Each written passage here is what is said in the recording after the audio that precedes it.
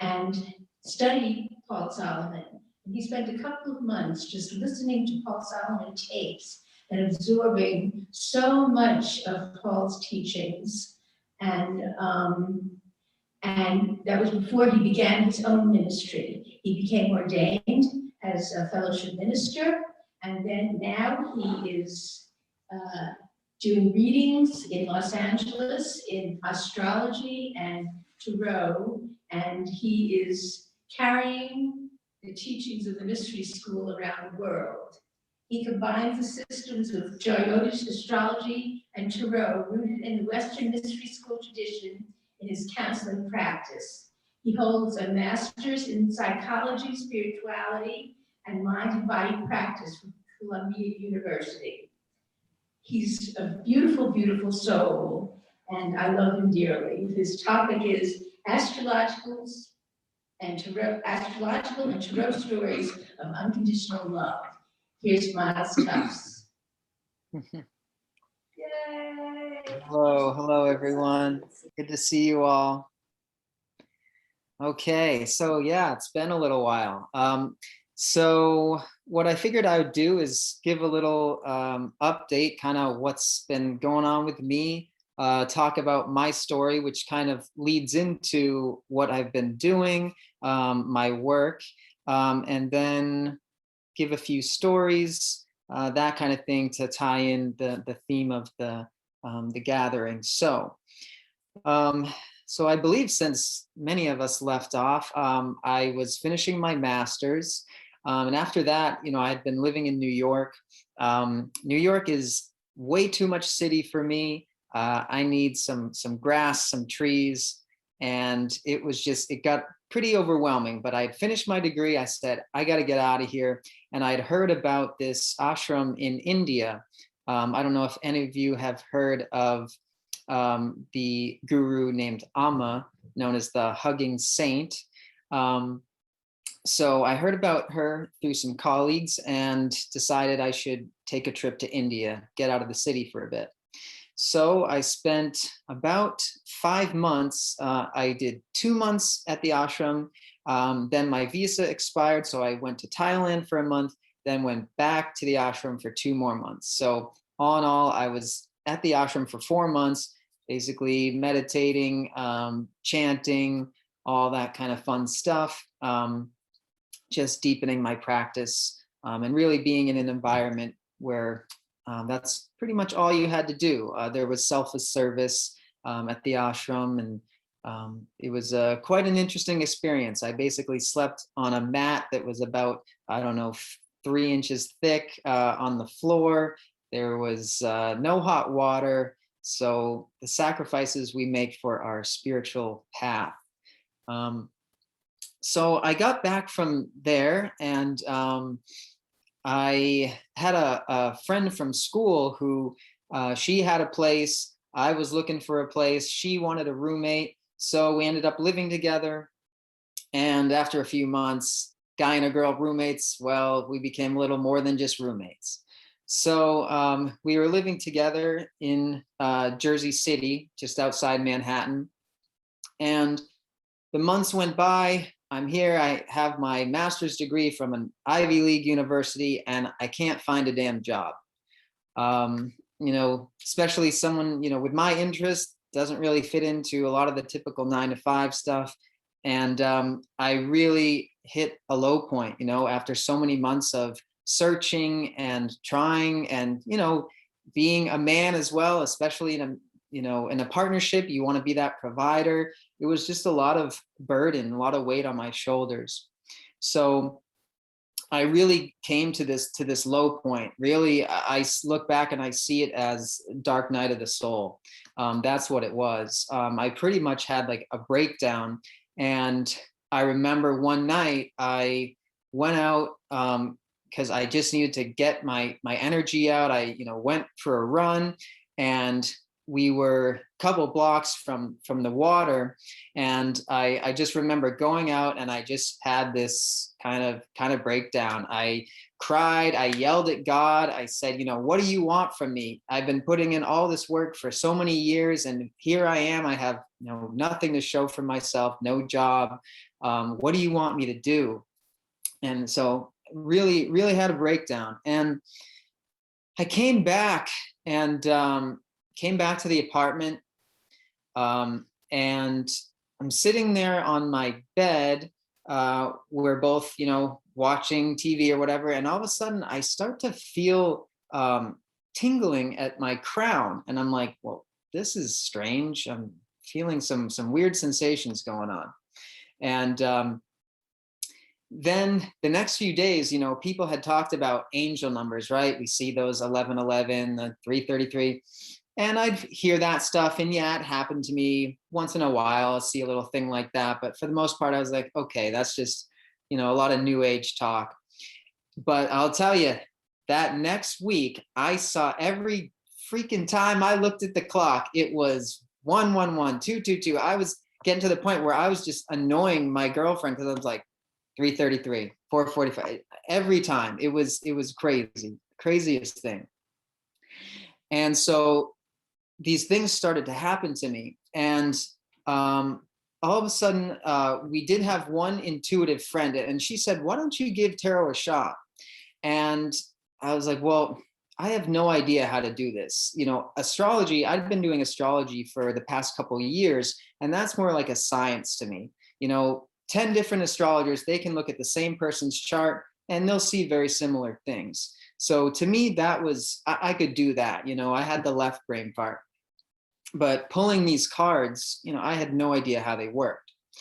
So I started it anyways, and I started just doing some free readings for people. I'd go online on some forums, just messing around, seeing what happened, and started to realize, people started telling me that's exactly what's going on in my life. Like, this is crazy. And so I was just like, okay, I guess I can maybe do this. And so I started doing it slowly. This was in like November of 2019. Just started building this client base.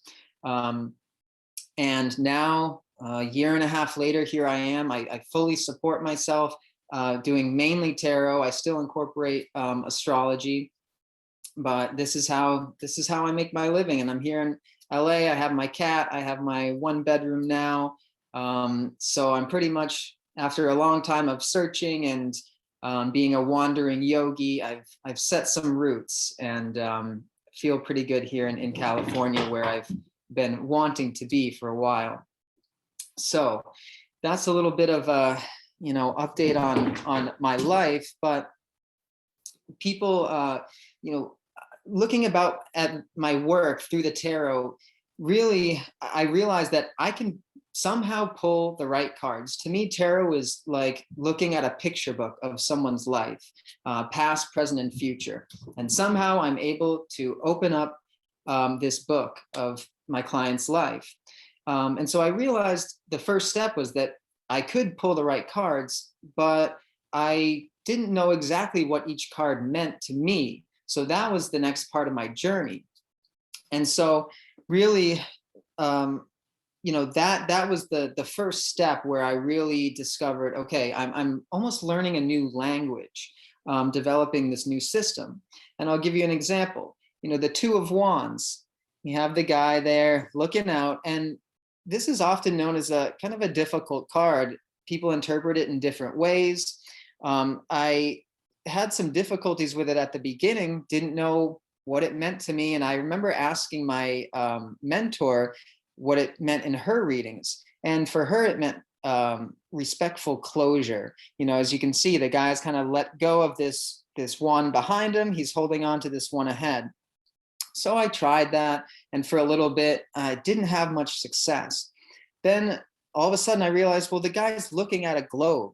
So one reading, I asked the lady, are you currently planning a trip or traveling? And she's like, yeah, I'm planning a trip right now.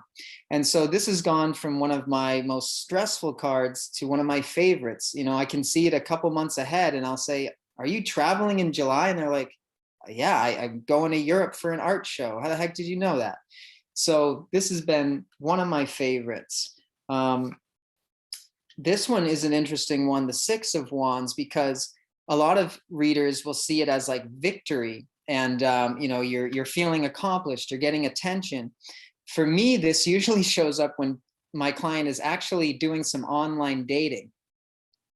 I always ask them, are you on like dating apps or websites? And they say yes, because you have the person riding high on the horse and then all these people in the background looking at them. So it's usually them getting some attention from interested partners on the old dating apps. This is known as kind of one of the trickier ones, the Hierophant. People, have different opinions, and I really struggled with it at first. Then it hit me. You have the priest here, and you have two people, and so I started to ask people, you and your partner, do your beliefs align, or do they misalign? And I realized when it comes in upright, they usually have the same belief system, the same religion, even political beliefs. I've had people say, yeah, we're both more conservative, and that feels right. When it comes in reversed, it means your beliefs don't align. So that's been one for me that's kind of cool.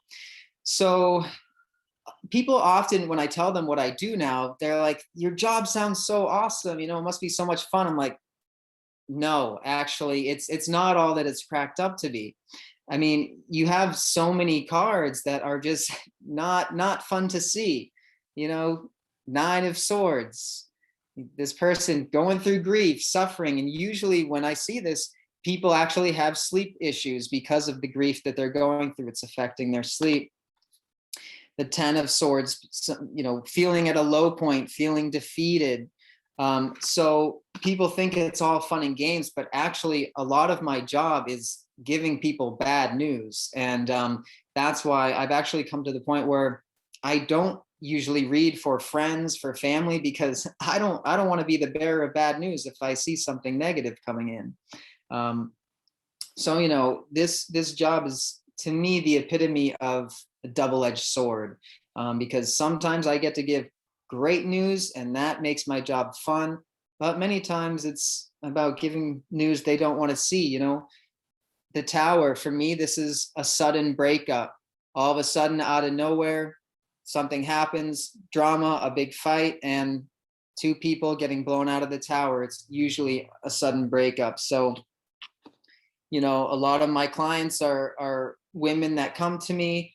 They've been told certain things. I've noticed that in this realm of what I do, a lot of readers, of course, there's a lot of frauds out there. They'll tell women that, oh, your relationships aren't happening. This job isn't happening because you're not manifesting enough. You need to attract this. And while there is a big part of it is being in that positive mind space, law of attraction, all that does have a piece of it, but we do have our karma, right? I'm sure you all know that we come in with certain contracts and agreements. And so sometimes relationships aren't happening. It's not because of your fault. It's not because you're not attracting or manifesting it. It's just not in your karma right now. And when it's your time, it's your time. A lot of women I get about 75% women. So I say women, but men and women come to me, they've been torn. They're in a relationship. They just don't know what to do. Part of them says they should let go. The swords represent our mind and our logical side. So it's a battle between the heart and the mind. The mind says you should let go, you should move on, but the heart still cares. They still love them. So a lot of people come to me quite torn. And then I have a lot of clients who really know that they shouldn't be focusing on love. They actually have other priorities that they really should be focusing on. And that's when the Lovers shows up. A lot of people say that the Lovers is about a relationship and it means you're with your partner, your lover, right? Well, to me, not so much, because if you actually look at the card, you'll see it's not so much about love. This card goes back to the Garden of Eden, right? So you have the two options. And if you notice, you have the man and the woman. The man's looking at the woman, but the woman's actually looking up to this angel. And so when this comes into, for my readings, it means, well, you may be focused on love, but actually there's higher priorities that you need to be focusing on. And when it comes in upright, it means they're actually realizing it. They've reached this crossroads where they say, you know what, I need to focus on me. I need to focus on my job. I need to focus on my kids. And they're choosing that higher choice. But many times it shows up reversed, which tells me that they know there's these higher priorities they need to focus on, but they're still caught up in the love and the romance and, you know, their relationship stuff. But hey, it's understandable, right? Many times they get told all these different things from these different readers. And so they come to me and they're just fully confused. They don't know what to believe at this point. And this is often shows up. The Seven of Cups. See this person looking up, all these cups, all these different possibilities. And they're just wondering, who's right? How's my life going to turn out from all of these potential options? One of the things that frustrates me the most is I've learned that in order to get positive feedback and to have people come back to them, many readers will actually, they'll feed lies to people, right? And so they'll tell them, oh, you're with your twin flame, your soulmate. They say that stuff all the time to just get these people coming back. Now, if this comes in upright, this shows me that, yes, they feel like they really are with their twin flame, their soulmate, and that looks positive. But many times it shows up reversed, which is they feel that this person is their twin flame, their soulmate, most likely because they've been told this by many, you know, false readers, but they're frustrated. Well, if this person is supposed to be my twin flame or my soulmate, why is this not happening? Why is he not talking to me?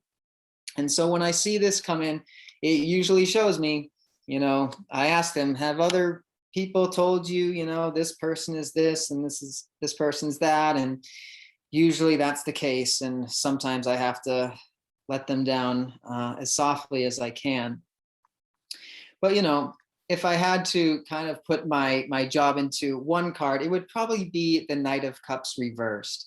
My job is mostly people coming to me. They're trying to find love, hoping for love, but frustrated. And so upright is when your love is being reciprocated. Reversed is you're frustrated because you have love to give, but it's just not happening. So that's been a lot of my journey is learning exactly what the cards mean, learning how to interact with clients and give them news in the best way possible. Trying to balance that logical side with the more caring and the empathy.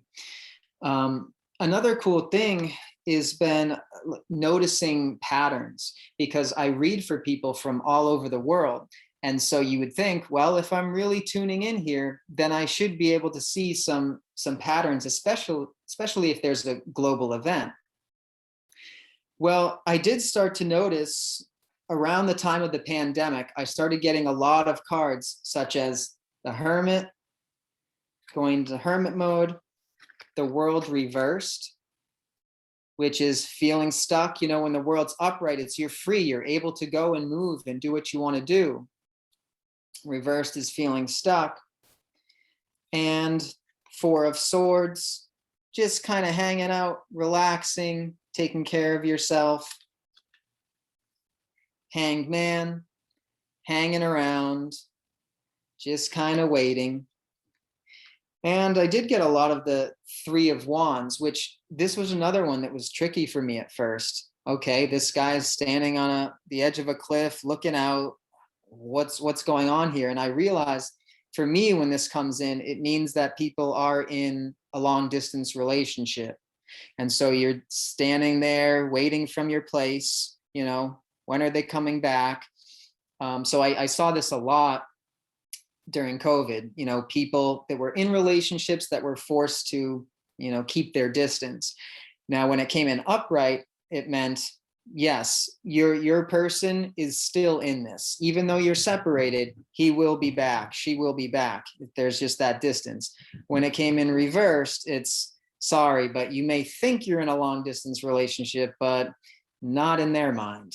So that's been an interesting one. But then towards February, you know, because I can see a couple months ahead, I started to notice these cards going reversed. And so when the Hermit goes reversed, it's you've been in hermit mode and now you're coming out. And so I started to see these patterns showing up around May, June, April, May, June. And so that told me that, you know, in a couple months towards the spring, things are looking better. So, you know, the Four of Swords reversed, you've been resting, you've been recovering. I even had this show up a couple people who had COVID, and they had been taking some time to rest and recover. Now they were getting back out there. So that's, you know, those were some patterns that I noticed. I have noticed a couple interesting things as far as the markets, which I haven't really, I've only told a few people about, maybe save that for another time. But yeah, for those who have been following the whole cryptocurrency thing, I've been spotting an interesting pattern that I think may show up in a few months. But, you know, right now I just see people, a lot of people with the sun card, getting out there, being in the nice weather, into the sun, feeling happy. A lot of people celebrating again, getting out there with friends, family, having a good time. I will say an interesting thing with this one. Yes, this does show up as celebration, but many times it shows up as a love triangle for me.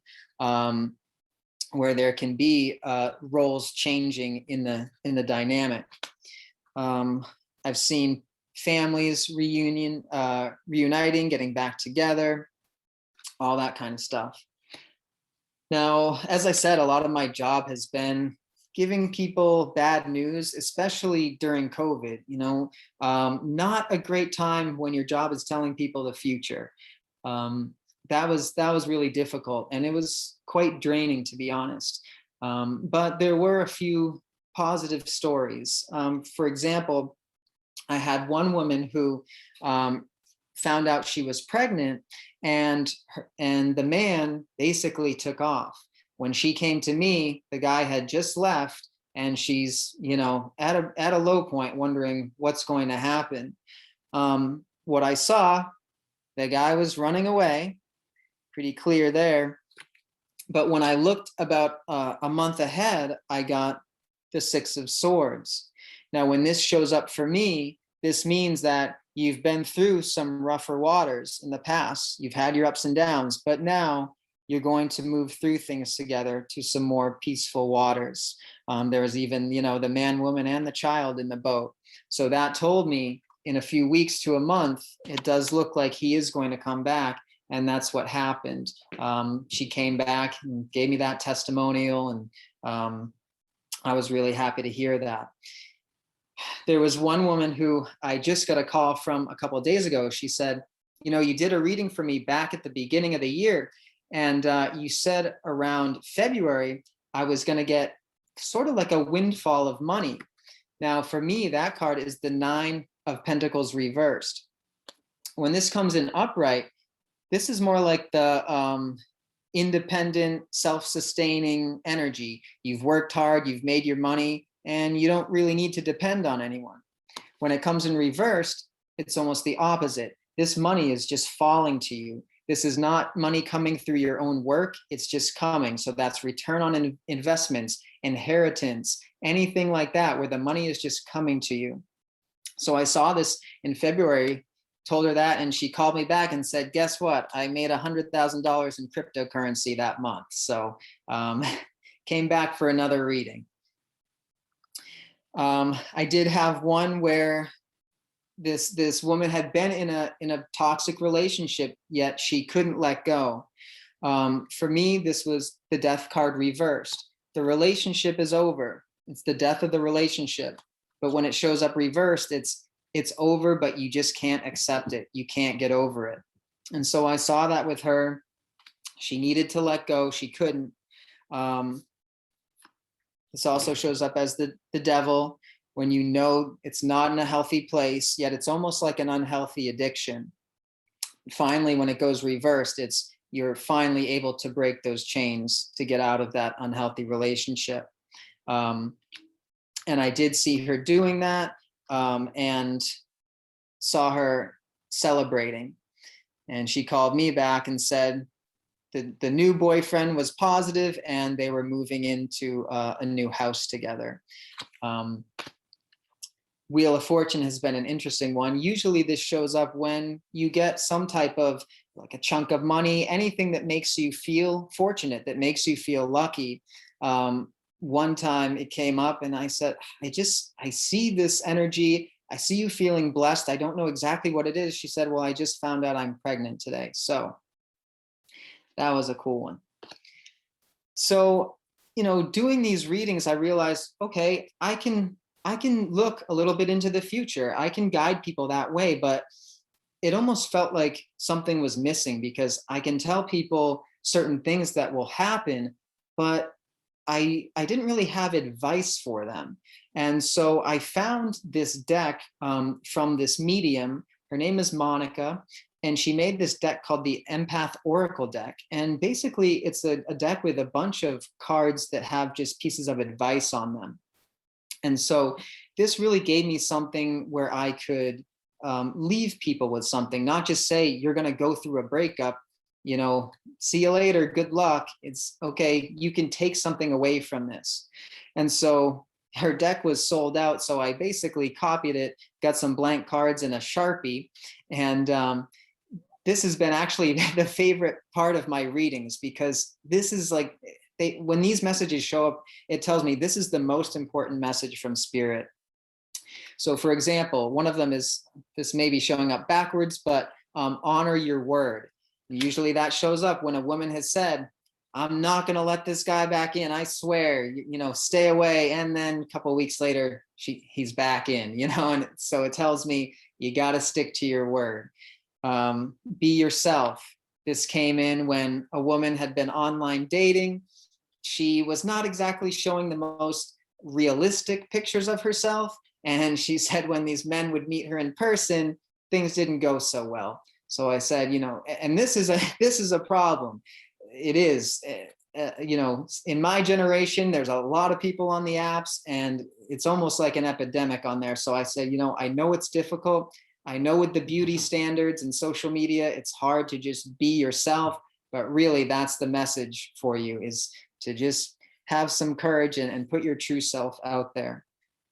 Trust your partner. I have, a lot of people with trust issues just from, all the drama that's happened in the past. Share your wisdom.